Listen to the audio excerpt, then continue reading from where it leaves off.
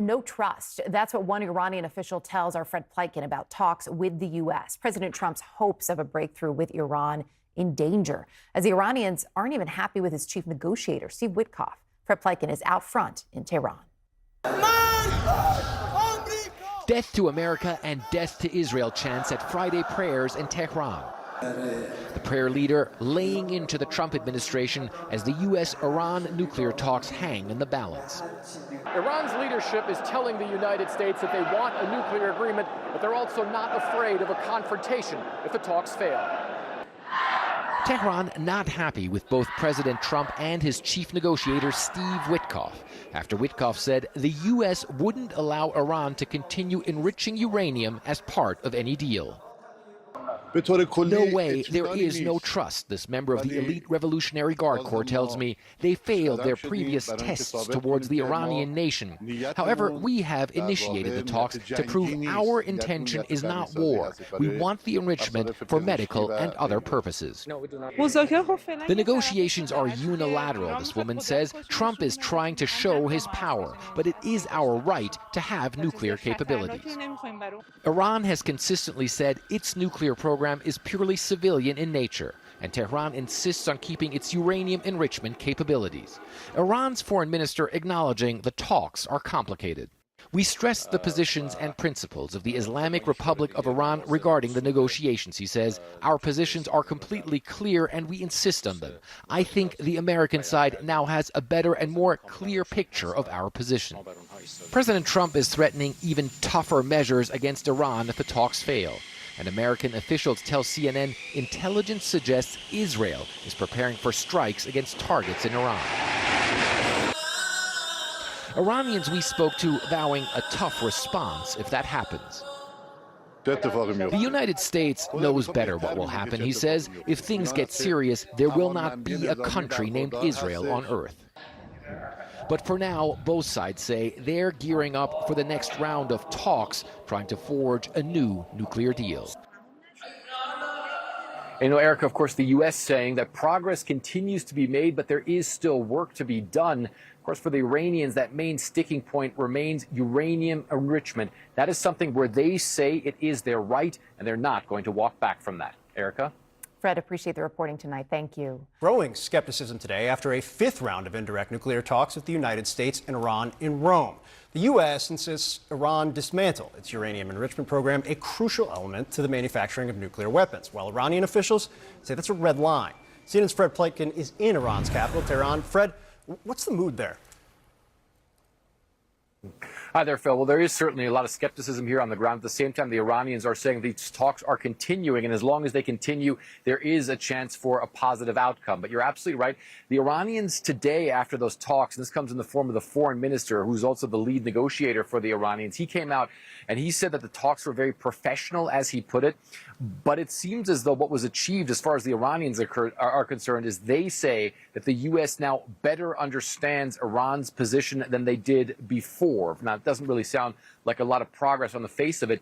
That's also the vibe that we're getting here on the streets of Tehran as well. We were at Friday prayers earlier today, and on the sidelines of those prayers, I spoke to a couple of people and got their view. Here's what they told me. Our supreme leader says we don't want a nuclear weapon. We don't need one because our power lies in our belief in God. I hope this round will be like previous rounds, and the common points of the parties will get closer so that both countries will benefit. But considering the differences that exist, a result seems a bit out of reach. The negotiations are unilateral. Trump is trying to show his power. But it is our right to have nuclear capabilities. We don't want anything dangerous, just for medical purposes and agriculture. Those are a couple of folks that we were speaking to earlier today on the sidelines of those Friday prayers. And that really is the main issue for the Iranians, and the one that they say is definitely the most difficult in those talks, and that is that enrichment by the Iranians. They say, first of all, they have a right to that, but they also say it's a technology that they've been working on for such a very long time, that homegrown enrichment capability, and it's not something that they're willing to give up. Quite interesting to hear also from the U.S. side after those talks. We didn't hear directly from Steve Witkoff, but certainly a source close to Steve Witkoff saying that the U.S. also believes that progress continues to be made, but there are still a lot of factors that need to be worked on. So neither side saying they believe that there's going to be a breakthrough coming fast, but both sides at least saying they are going to meet again for further talks, not too distant future, Phil. Fred Pleitgen for us in Tehran. Thanks so much. Joining us now, Brett McGurk. He was the special envoy under multiple presidents, National Security Council coordinator under President Biden. Brett, you were involved in Iran talks. I actually want to start with what Fred reported. Iranian officials were saying about the meeting, saying that the U.S. better understands the position than they did before. I understand that may seem innocuous to people. What do those words mean to you? Well, Phil, look, this is one of the most complicated files in Washington, so I give Steve a lot of credit for taking this on. It's complicated issue-wise. It's about nuclear physics. It's about sanctions. It's complicated politically in both capitals. But look, President Trump put a deadline on these talks in March. We have to get a deal in 2 months, and we're at 2 months. And this now seems to just be being rope-a-doped. I've negotiated with the Iranians. I kind of see exactly what they're doing. Look, this issue this year is a critical year. Let me tell you why. 2 things. What's left of the Obama-era JCPOA, one provision in it that even the critics of that deal really like is called snapback. That means any member of that agreement, including the UK and France, can go to the UN Security Council and say all UN sanctions come back on Iran without having to have a vote in the Security Council. It's unilateral. That expires in October, and that is a key piece of leverage against the Iranians. The Iranians know that. And the Brits and the French have been pretty hardline on this. They said, we're ready to do that if we don't have a new deal. But that's going to expire later this year. Another point about this, Phil, I was in the Situation Room on October 1st last year, 200 ballistic missiles coming from Iran to Israel. Takes 13 minutes for that flight. And I kept thinking at that moment, if one of those missiles ever had an Iranian nuclear warhead, I don't care if it's 5 years, 20 years from now, just think about what could happen. I mean, this country, Iran, cannot be on the threshold of having a nuclear weapon. So this issue has to be dealt with. It can be dealt with militarily, as President Trump has threatened. It can be dealt with diplomatically. We want a diplomatic resolution. But as I see this going on, I just don't see this moving to a resolution. I mean, you're talking about more talks. I've seen this pattern before. I think the Iranians just want to kind of string this out.